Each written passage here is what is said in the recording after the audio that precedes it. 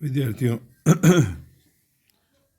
प्राणीशास्त्र तृतीय पेपर के अंतर्गत हम विभिन्न विषयों और टॉपिक्स के ऊपर बात कर रहे हैं। उनमें से एक टॉपिक जो कि आज हम ले रहे हैं वो मुक्ता संवर्धन पर्ल कल्चर की बात है। ज़्यादातर मॉलस्क्स प्राणियों को प्रयुक्त करते हुए हम पहले पढ़ चुके हैं कि किस प्रकार उनसे फ़ायदा उठाया जाता है, उनके शेल से कैल्शियम प्राप्त किया जाता है और बहुत सारे काम किए जाते हैं।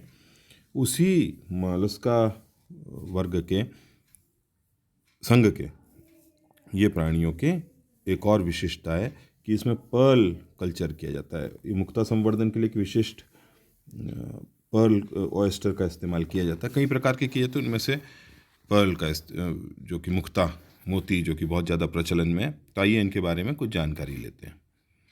ये एक पर्ल ऑयस्टर का फोटोग्राफ है जो मैंने नेट से प्राप्त किया है। ये एक बाइवॉल्व एनिमल है, मॉलस्कन है, शेल्ड है, दो शेल कपाट का बना हुआ है। कपाट कहते हैं शेल को, दो ऊपर और नीचे कटोरे या उसके समान आप देख सकते हो, खुला हुआ है। ये इस समय अलग अलग करा हुआ है। इसे पर्ल ऑयस्टर कहते हैं। ये बाइवॉल्व है। बाइवॉल्व मीन्स दो कपाट का बना हुआ, जैसे मैंने आपको किया। और ये स्रावित करते हैं, इनके अंदर मोती बनते हैं। तो इनका पढ़ने की प्रक्रिया को अब हम इनको समझने की प्रक्रिया को अब हम पढ़ने का प्रयास करेंगे। जो इनके संवर्धन, इनको पालना, इनको रखना और इसमें मोती तैयार करना पर्ल कल्चर कहलाता है। और जो इंडस्ट्री है, जो बिजनेस है, इसको पर्ल इंडस्ट्री कहते हैं। ये बेसिकली समुद्र के आसपास, फ्रेश वाटर के आसपास वहाँ किया जाता है। और चूँकि पर्ल मोती जो संवर्धन का कार्य है उससे ये ऑयस्टर्स इकट्ठे करके, इनमें निषेचन करके, इनमें अंदर इम्प्लांट करके कुछ मटेरियल, उससे फिर मोती बनाया जाता है। आइए इस प्रोसेस को समझने का प्रयास करें। उससे पहले इसका कुछ इतिहास और इसके बारे में कुछ इंट्रोडक्शन जानें। जैसे हम सभी जानते हैं कि ये रत्न की श्रेणी में आता है, जेम्स की श्रेणी में मोती। और आदिकाल से ही, लंबे समय से ही ये कीमती रत्न माना जाता है। राजा महाराजा, बड़े लोगों ने इसका संग्रह किया। इसको क्योंकि दुर्लभ मिलता है, कम सीपियों में प्राप्त होता है, इसलिए और ज़्यादा दुर्लभ। और समुद्र में से गोता लगा के सीपियाँ निकालनी पड़ती है, और उन निकाली हुई सीपियों से इसमें से किसी एक में या दो में ये रत्न प्राप्त होते हैं। ये रत्न तो क्या, मोती प्राप्त होते हैं। प्राकृतिक रूप से प्राप्त मोती मुक्ता हजारों साल से समुद्री खाड़ी के आसपास रहने वाले मनुष्यों के आभूषण की शोभा बढ़ा रहा है। बिल्कुल सही है कि भाई लंबे समय से हम, जब से मानव ने ये भावना है मानव के अंदर खोज करने की, ढूंढने की, निकालने की, तो उसके अंतर्गत हमने मानव की एक नैसर्गिक उससे ये मुक्ताओं की खोज करी कि सारी ये मोती भी बनते हैं और ये इसमें ऑयस्टर्स में बनते हैं। और ये ऑयस्टर्स समुद्र में पाए जाते हैं, फ्रेश वाटर पाए जाते हैं, उनको निकाला जाए, निकाल करके उनको उनमें से मोती प्राप्त किए जाए। तो इसमें गोताखोरी का काम है, तो वैसे ही जान का जोखिम है वैसे। और फिर कम में मिलता है, एक बार में सांस रोक के नीचे जाना, गहरे समुद्र में जाना और वहाँ से निकाल के लेकर आना, ये मुश्किल काम है। खैर, मोती मॉलस्क संघ के कुछ विशिष्ट जातियों की, ऑयस्टर, क्लैम्स, बाइवॉल्विया द्वारा अपने शरीर में तैयार होता है अथवा स्त्रावित किया जाता है। मैंने आपसे वैसे कहा कि कोई भी कण, मिट्टी का कण या कोई भी चीज़ शरीर के अंदर प्रवेश कर जाती है, एक विशिष्ट तह में पहुंच जाती है कवच के, तो वहाँ वो कवच अपने शरीर के प्रोटेक्शन के लिए उसके ऊपर एक तरह का घोल स्रावित कर देता है, जो धीरे धीरे धीरे उस पर जमता रहता है, गोल गोल गोल बना देता है उसको। और वो ज़्यादा जरूरी नहीं कि गोल ही बने मोती, नेचुरल मोती तो किसी भी शेप के होते हैं। हजारों वर्षों से मनुष्य द्वारा समुद्र में अन्य जल स्रोतों से प्राप्त मॉलस्क संघ के सदस्यों से भोजन अथवा अन्य सामग्री प्राप्त की है। मैंने शुरू में ये बात कर दी है। इनका व्यापार भी किया जा सकता है। आपको याद होगा, पुरानी कहानियों में हम कौड़ियों के बारे में पढ़ते थे। ये कौड़ियाँ भी समुद्र से और फ्रेश वाटर से प्राप्त होती थी। इन कौड़ियों से व्यापार होता था। ये करेंसी के रूप में, मुद्रा के रूप में प्रयुक्त होती थी। कहावतों में भी आपने पढ़ रखा होगा, सुन रखा होगा, कौड़ी का कई बार यूज़ किया जाता है। तो ये उन्हीं की बात है। ये भी पर्ल ऑयस्टर के शेल्स हैं, दोनों तरफ के भाग का एक फोटोग्राफ है जो आपके लिए मैंने इसमें लगाया।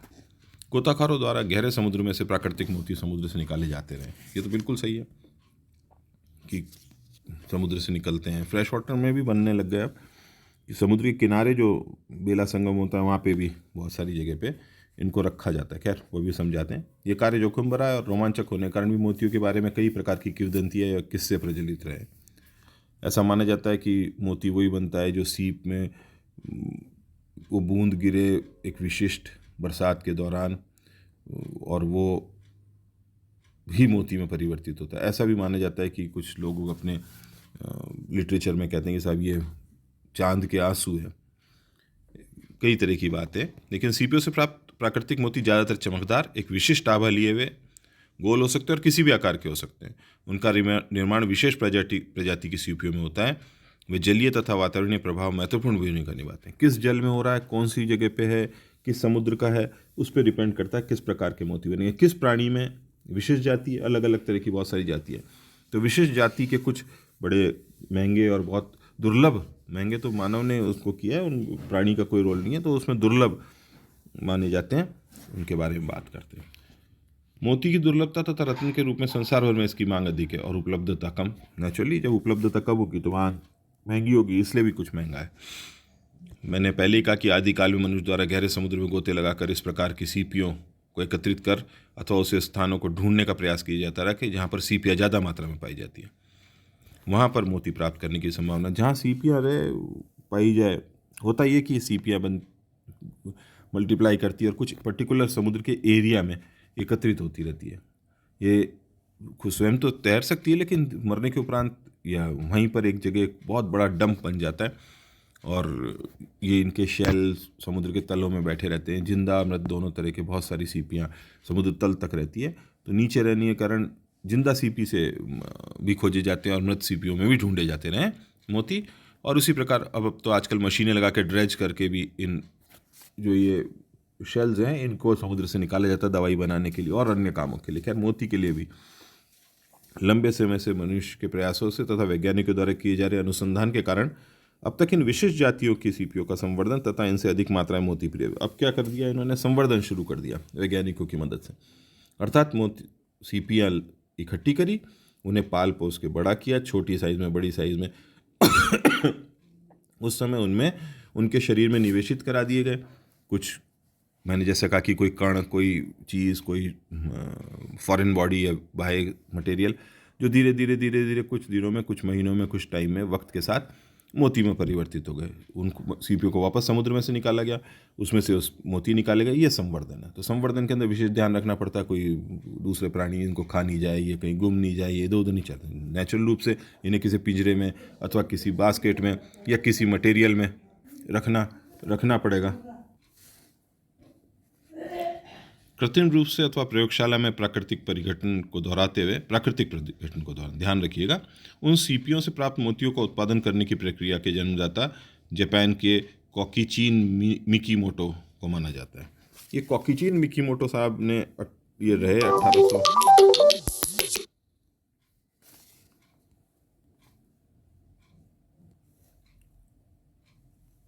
कृत्रिम रूप से अथवा प्रयोगशाला में प्राकृतिक परिघटना को दोहराते हुए उन सीपियों से प्राप्त मोतियों का उत्पादन करने की प्रक्रिया को के जन्मदाता जापान के कोकीची मिकीमोटो को माना जाता है। कोकीची मिकीमोटो साहब लगभग 1890 में उन्होंने एक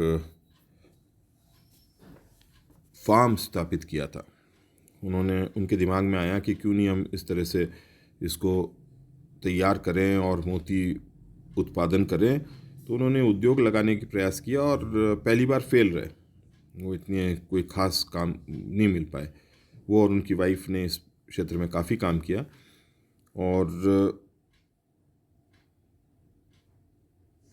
जब उनको ये मिला तो वो काफ़ी खुश हुए, चौंके। और 1893 के दिन था जब उनके खुशी का दिन था, मतलब 1893 में। It almost took him 3 years को सेटअप करने में, और उसके बाद उन्होंने उस उद्योग की आधारभूत तकनीक विकसित करी। ये तकनीक उनके द्वारा विकसित की गई कि किस प्रकार संवर्धन किया जाए, किस प्रकार उनमें मोतियों को डेवलप किया जाए, और उन पे इस पे उन्होंने बाद में पेटेंट भी प्राप्त किया। पेटेंट एक प्रक्रिया होती है जिसके अंतर्गत आपके द्वारा कोई डिस्कवर करी हुई चीज़ या इन्वेंट करी हुई चीज़ को कोई दूसरा प्रयुक्त नहीं कर सकता, और अगर प्रयोग करेगा तो आपको उसके ऊपर कुछ ना कुछ पेमेंट करना पड़ता है।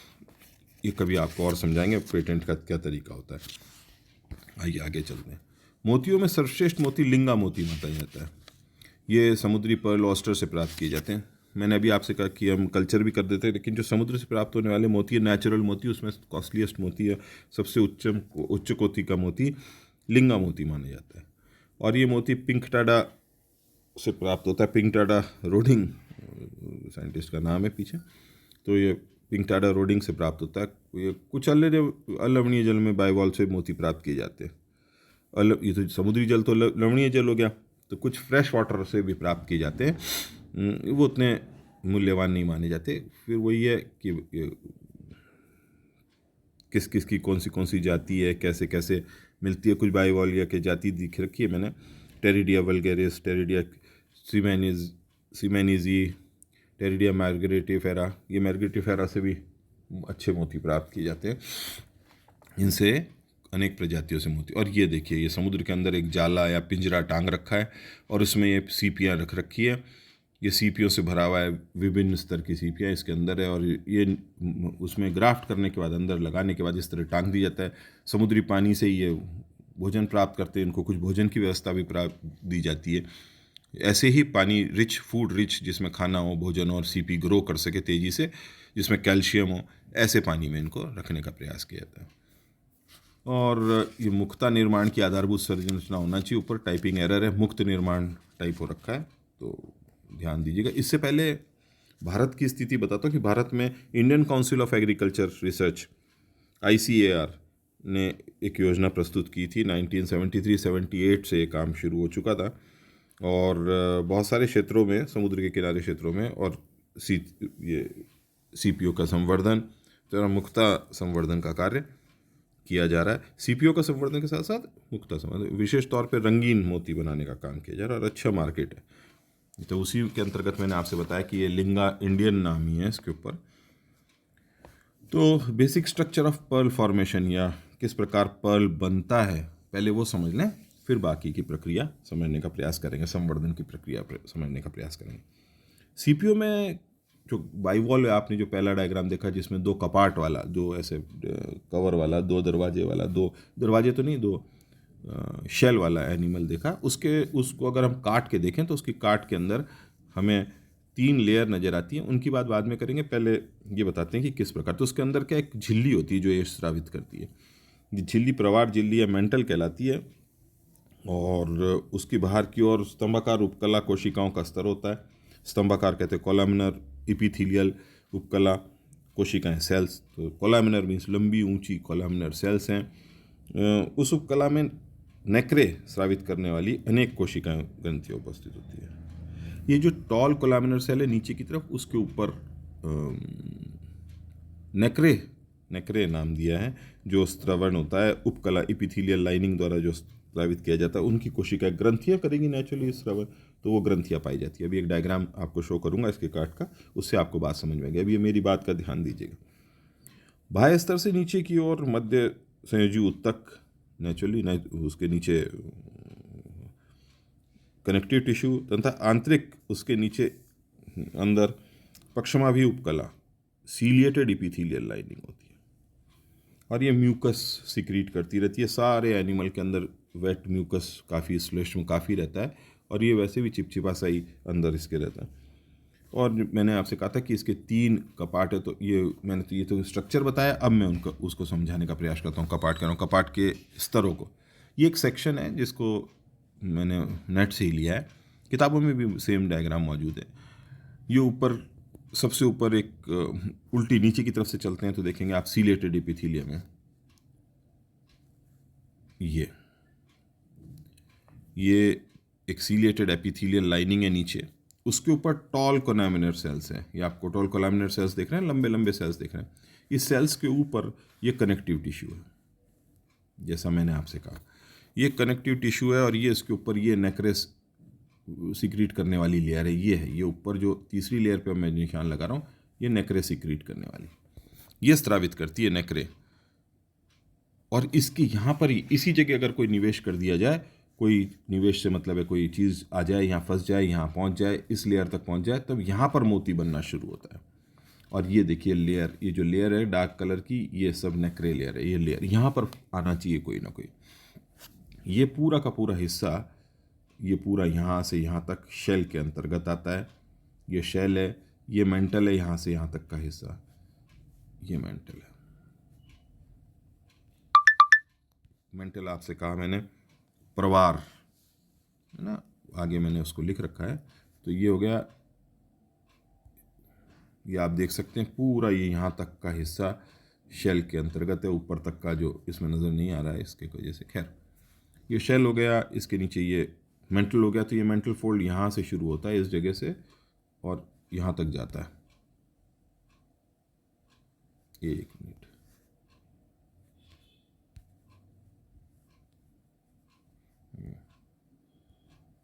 ये मेंटल फोल्ड यहाँ से शुरू हुआ, ये पूरा मेंटल के अंतर्गत आता है, ये ऊपर शेल के अंतर्गत आता है। तो जितने भी स्त्रवन का, ये शेल नेचुरली केमिकल मटेरियल है, हार्ड है। ग्रोइंग तो इसलिए है क्योंकि ये नीचे की तरफ से इसमें ऐड हो रहा है। तो ये इसके कवच की काट है जो आप बड़ी क्लियरली देख सकते हैं, कवच की लाइनिंग है। अगर हम पुराने डायग्राम में जाएं तो ये इसका कवच है, और ये कवच का इसका एक हिस्सा काटा हुआ है, लंबाई में काटा हुआ है, और उसमें से ये नज़र आ रहा है। खैर, तो ऊपर इसकी लेयर्स के कुछ नाम है जो नोट कर लीजिए अगर आप नोट न करना चाहें तो। मैंने आगे बता भी रखा है कि ऊपर का जो भाग है कवच का बाह्य स्तर होता है, जो कड़क होता है, सख्त होता है, डार्क कलर का दिखता है, ये श्रृंगी कार्बनिक पदार्थों से बना होता है, और इसमें कॉल्चियोलिन की मात्रा अधिक होती है।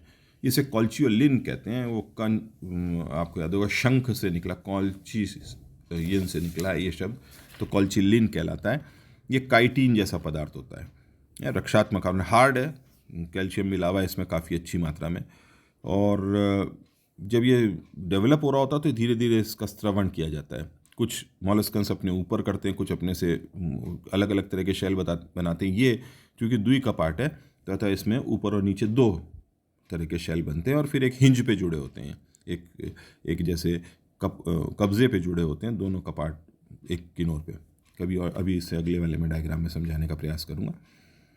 तो ये इससे लार्वावस्था में प्रवार के स्रावित उपकला द्वारा तथा बाद में वयस्क की सीपी के प्रवार के किनारों से स्रावित होता है, बढ़ता रहता है। शेल के बढ़ने भी ग्रोथ लाइंस देखी जा सकती है। अभी अगर डायग्राम मौका लगा तो एक ग्रोथ लाइन वाला डायग्राम भी आपके अपलोड कर दूंगा। इससे नीचे वाली लेयर प्रिज्मेटिक लेयर कहलाती है, प्रिज्मी लेयर कहलाती है। ये मैंने सेकेंड लेयर को इंगित कर रखा है। ये परिकवच के नीचे कैल्शियमी, ये जो ऊपर वाली फर्स्ट नज़र आ रही है वो तो थी आपकी वो, ये सेकंड जो मैंने अब निशान लगाया है, जिस पे मैं अब निशान लगा रहा हूँ, ये प्रिज्मेटिक लेयर है। ये प्रिज्मेटिक लेयर है, ये प्रिज्मेटिक लेयर है, और ये थोड़ी सी लाइट को रिफ्लेक्ट बैक करती है। कैल्शियम क्रिस्टल्स मौजूद है, लंबवत व्यवस्थित होते हैं इसलिए, और ये चमकती भी अच्छी है।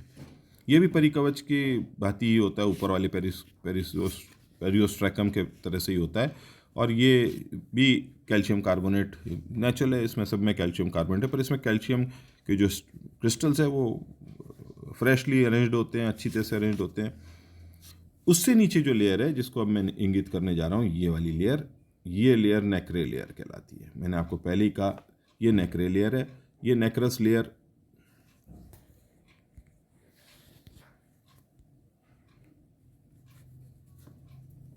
एक बार रुकिए, अब वापस से इस पर निशान लगा देता हूँ जिससे आपको समझ में आ जाएगा अच्छी तरह से। ऊपर वाला पेरिस्ट्रोकम जो इस समय डायग्राम में नजर आ रहा है, ये पेरिज्मेटिक लेयर और ये नेक्रे लेयर, और ये नेक्रेस सीक्रेटिंग, ये नेक्रेस स्रावित करने वाली वो सेल्स हैं जो नेक्रे सीक्रेट करती है। नेक्रे नाम दिया है इसको, नेक्रस लेयर यहाँ लिखा हुआ है, नेक्रे की लेयर। ये कवच का आंतरिक स्तर है, और ये कवच का आंतरिक स्तर और कैल्शियम कार्बोनेट के अनेक समानांतर स्तरों से बना रहता है। इसे मदर ऑफ पर्ल भी कहते हैं।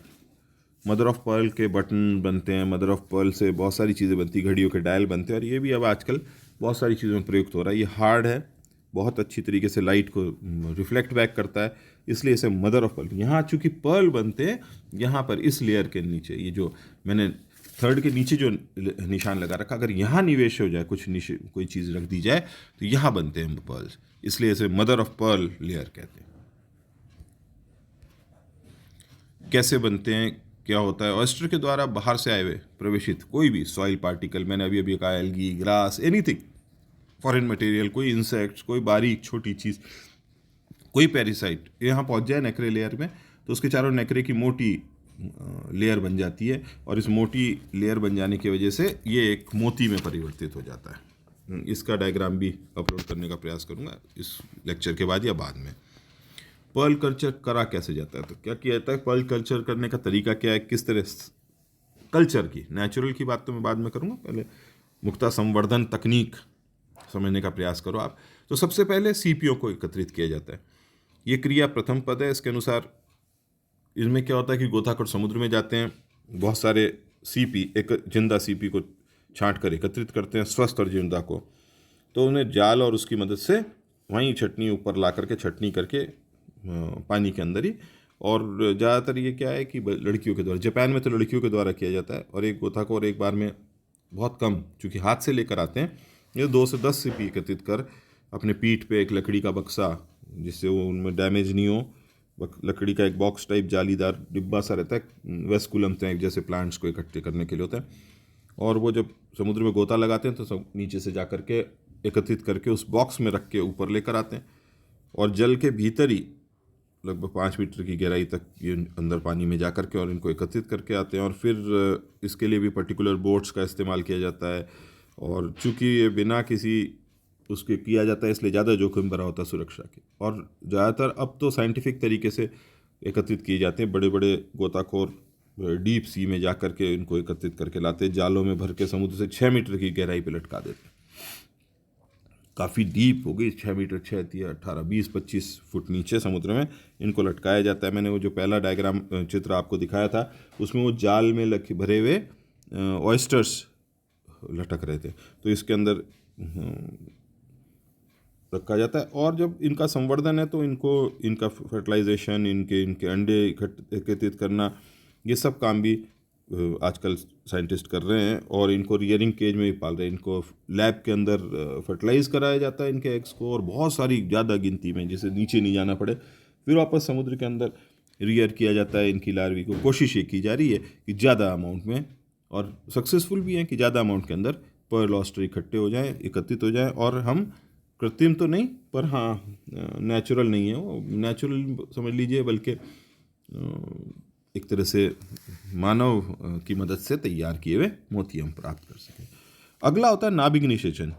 एकदम से टॉपिक बदल गया, चीज़ बदल गई, कि अब ये जो आपने एकत्रित कर लिए इन लोगों ने पर्ल ऑयस्टर्स, इन पर्ल ऑयस्टर्स को के अंदर लगाने के लिए ग्राफ्ट निकाला जाता है। ग्राफ्ट का मतलब है कोई ऐसा कलमी ऊतक उसमें लगाया जाए जिसके कि वो एक तरह से न्यूक्लियस का काम करे, जिस पर कि ये ग्रो कर सके। तो मैंने आपसे पहले ही कहा कि ये उस नेक्रस लेयर के अंदर पहुंचाना है, तो पहले तो ये शेल खुलना चाहिए। ये शेल अगर मैं एक डायग्राम बनाऊं तो कुछ इस प्रकार होगा। अगर मैं इसको साइड से देखूं तो एक ढक्कन जैसा ऊपर की ओर, और एक उसी से जुड़ा नीचे की ओर, एक कटोरी नुमा, और ये रहता है बंद। यानी अगर हम इसको साइड से देखो तो ऐसे ऐसे, और ये इस प्रकार बंद। तो इसको पहले खोलना, तो ज़्यादा भी ना खुलें और टूटे भी नहीं, और ऐसा भी नहीं हो कि अंदर इसमें जो मौजूद प्राणी है, इसके अंदर एनिमल रहता है, ये एनिमल की डेथ नहीं हो जाए, और ये एनिमल को शॉक भी नहीं लगे। तो एक ग्राफ्ट को तैयार किया जाता है कि भाई इस ग्राफ्ट भी इस प्रकार का लिया जाता है कि जो ये एनिमल रिजेक्ट नहीं कर दे। ग्राफ्ट का मतलब है जो हम वहाँ पर इंसर्शन करने जा रहे हैं, जो हम वहाँ पर न्यूक्लियस डालने जा रहे हैं, जो हम वहाँ पर मटेरियल पहुँचाने जा रहे हैं। जैसे मैंने आपसे पहले कहा था कि वो सॉइल का कण हो सकता है, वो कोई बैक्टीरिया हो सकता है, वो कोई एल्गी, अपने आप जाए तो बात अलग है, वो नेचुरल में होता है। और ये चूँकि आदमी द्वारा किया जा रहा है, वैज्ञानिकों द्वारा किया जा रहा है, या जो संवर्धन करते हैं उनके द्वारा किया जा रहा है, तो इसके लिए एनिमल का बहुत ध्यान रखा जाता है। तो उसको काट करके इसमें से इन्होंने इसके ग्राफ्ट के लिए तैयार करने के लिए बहुत सारी चीज़ें की। तो इन्होंने इसको ज़ैनकस का कवच भी इस्तेमाल किया जाता है। एक पर्टिकुलर मोलस्कन एनिमल ये, उसका कवच ले लिया था, शेल लिया, उसके टुकड़े बना लिए थे घिसाई करके, छोटे छोटे गोल, जिससे टेढ़े बाके ना हो, गोल मोती तैयार हो। और जब न्यूक्लियस ही अच्छा सा होगा, प्रॉपर शेप का होगा, तो उसके ऊपर प्रॉपर शेप का मोती डेवलप होगा, ये नेक्रस लेयर सेटल होगी तो बढ़िया दिखेगा। तो उसके लिए एक निशिकोवा टेक्निक है जो उपयुक्त मानी जाती है। तो वयस्क पूर्ण वयस्क सीपियों जो पूर्ण रूप से वयस्क हो गए, उसको एक एकांतरित रूप से गर्म व ठंडे समुद्र जल में रखते हैं। उसका तो वो जब ऐसे गर्म और ठंडे में रखते हैं तो कवच अपने आप खोलती है, और जब वो कवच खोलती है तो उसके अंदर जब कवच खोल लेती है तो उसके बीच में एक बांस का छोटा सा टुकड़ा, वो अपने आप नेचुरल उसमें कवच खोल देती है, तो उसमें फंसा देते हैं और फिर तुरंत त्वरित गति से उसके अंदर उसका गर्भाशय और वृषण को बाहर निकाल देते हैं, जिससे भाई ये एनिमल एक तरह से बंद हो जाता है। अब ये रिप्रोडक्शन तो करेगा नहीं और सिर्फ मोती ग्रो करने के लिए जगह मिल जाती है। तो अब इसके अंदर इस कवच को खोलते हैं और कपाट के बीच में बांस का एक छोटा टुकड़ा फंसा देते हैं। अब सीपी को लैंप के नीचे प्रकाश में रख के और फुट के पास, उसका जो फुट निकलता है इसके अंदर एक फुट, इसमें से ऐसे एक पाद बाहर निकलता है, तो उसमें कट लगा करके वो कलमी उत्तर कर दिया जाता है। और फुट के पास एक प्लेस पे वही नेक्रस लेयर के टच करता हुआ और वो मेंटल फोल्ड के नीचे, और इस पे इस तरह से फट से बहुत जल्दी से इस काम को करना होता है, कुछ मिनटों में ही इस काम को करके पूर्ण करके और वो बांस का टुकड़ा हटा देते हैं, तो सीपी धीरे धीरे अपने आप वापस बंद हो जाती है। और चूँकि सारी चीज़ें नेचुरल है, जो ग्राफ्ट लगाया है वो भी एक एनिमल के शेल का टुकड़ा है, मोलस्कन शेल का टुकड़ा है, जैनकस का, ये जैनकस नाम है उसका। तो इसका एक छोटा सा पीस उसमें लगा दी, बहुत ही छोटा सा। आप इमेजिन कर सकते हो मोती कितने छोटे, कुछ आधा सेंटीमीटर डायमीटर के, तो वो कितना छोटा होगा, 1 mm से भी बहुत छोटा, फ्यू उसका साइज़ का, उसमें ग्राफ्ट कर दिया जाता है। और अब चूंकि इसमें सारी चीज़ें नेचुरल और बहुत जल्दी से इसको कर लिया, अन्यथा क्या लंबा समय होता तो सीपी को शॉक लगने के कारण सीपी इस ग्राफ्ट को रिजेक्ट भी कर सकती है, इसके अगेंस्ट कोई काम भी नहीं करती है, सड़ भी सकती है, मर भी सकती है। तो इसलिए फटाफट करके, और एक से अधिक, 1 2 3 4, आजकल तो मैं भी एक फ़ोटोग्राफ डालूंगा जिसमें बहुत सारे मोती आपको बनते हुए देखते हैं। और ये चूँकि लड़कियों द्वारा किया जाता है जापान में, तो ये उनके हाथ बेटर होते हैं, डेक्स्ट्रिटी बेटर होती है, उंगलियां चलाने की क्षमता अधिक होती है, फास्ट काम करती हैं, तो उनके द्वारा इसको कराया जाता है। और फिर वो उन्हें वापस पानी में, मुझे पिंजरे जैसी संरचना दिखाई थी आपको, उसमें रख दिया जाता है। अब इसके बाद इनके सीपीओ की नाभिक निवेश उत्तर देखभाल। अब इसके बाद जब आपने लगा दिया, आपसे मेरा मतलब वैज्ञानिक ने लगा दिया, तो उसके बाद उसकी देखभाल की जाती है। देखभाल करने के लिए पिंजरों से बाहर निकाल के लगभग 3-4 साल तक उसमें रखना पड़ते हैं, वो इसी पिंजरों में रहते हैं, इसलिए और ज़्यादा विशेष ध्यान रखना पड़ता है। बीच बीच में उनको चेक किया जाता है, निकाला जाता है, अगर कोई डेड हो गई तो उसे हटाया जाता है, कोई किसी प्रकार के कोई परजीवी तो नहीं आ गए उनके अंदर। अब चूंकि वो खुद तैर वैर तो सकती नहीं इधर उधर, वो तो वहाँ पर एक फिक्स पिंजरे के अंदर रहती हैं, तो वो भी काफ़ी देर तक, 3 साल तक एक ही स्थान पर रहना और सब चीज़ों को उनको बार बार चेक करने के कारण, और इस तरह काफ़ी सारी सीपियाँ उसमें रहती हैं। और आजकल बहुत ज़्यादा लेटेस्ट टेक्निक है, तो एक्सरे की मदद से भी निकाल के बीच में एक बार चेक कर लिया जाता है कि भाई सही चल रहे हैं कि नहीं, और मोती बन रहे हैं कि नहीं, कहीं ख़राब तो नहीं हो गया, कोई इन्फेक्शन तो नहीं हो गया। अंतिम में मोतियों को प्राप्त किया जाना, हार्वेस्टिंग जिसको कहते हैं। हार्वेस्टिंग का मतलब ये है कि किस प्रकार मोती और इसमें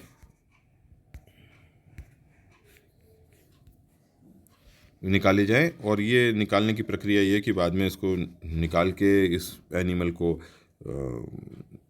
लगभग मार के उसमें से साबुन के पानी में, क्योंकि साबुन का पानी आसान है और सफाई भी हो जाती है और ये क्लीन भी हो जाता है, इसको निकाल करके कवच को खोल के और उसमें से उन मोतियों को एक्सट्रैक्ट करने के प्रोसेस शुरू किया था। ये एक मैंने डायग्राम ऐड किया, फोटो ऐड करी, जिससे आप समझ सकते हो। देखिए कितने सारे मोती लगे, देख रहे हैं दोनों तरफ का कपाट है, और ये कपाट दरवाजे की तरह देख लीजिए, बीच में हिंज है, इसका बाकी विसरल मटेरियल है, और ये देख सकते हो आप कितने सारे मोती, एक गुच्छा मोतियों का यहाँ है, एक यहाँ है, लगभग 1 2 3 4 5 6 7 8 9 10 11 12 13 14 15 16 17 18 19 20 10 10 15 15 मोती दोनों साइड है। ये इस तरह पुराने ग्राफ्ट लगाए गए थे, उनके ऊपर इतने सारे ग्राफ्ट लगाए थे इसके अंदर। तो ये इसका हिंज है, देखिए ये इसकी जॉइंट है, और ये 2 कपाट है, ये एक कपाट ये रहा गोल, ये दूसरा ये रहा गोल, और इस तरह आप इसको समझ सकते हैं। ये है पूरा मोती संवर्धन का तरीका। हम ये अच्छी तरीके से जानते हैं कि इस पर्ल मोतियों के अंदर ज़्यादातर के अंदर लगभग 3 से 4% पानी होता है, बाकी ऑर्गेनिक मटेरियल होता है, और 90% तो कैल्शियम कार्बोनेट के ही बने, 90% तो कैल्शियम कार्बोनेट है, और बाकी रेसिड्यू है, 2 to 4% वाटर है। इस तरीके से कीमती रत्न के रूप में मोती प्राप्त होता है, और ये मोती संवर्धन का आप लगभग समझ गए होंगे। अब इससे संबंधित प्रश्न आपसे पूछेंगे। कोशिश करेंगे कि जल्दी से एक प्रश्नावली तैयार कर आपको प्रस्तुत की जाए कि कौन से प्रश्न किस किस टॉपिक पे पूछे जा सकते हैं आने वाली परीक्षाओं में। MCQs, शॉर्ट आंसर्स, इनसे संबंधित वैज्ञानिकों का नाम, ईयर, प्रक्रिया, इन पे आधारित और ऐसे टाइप क्वेश्चन भी हो सकते हैं। तो धन्यवाद विद्यार्थियों, आशा है आपको ये चीज़ समझ आई होगी।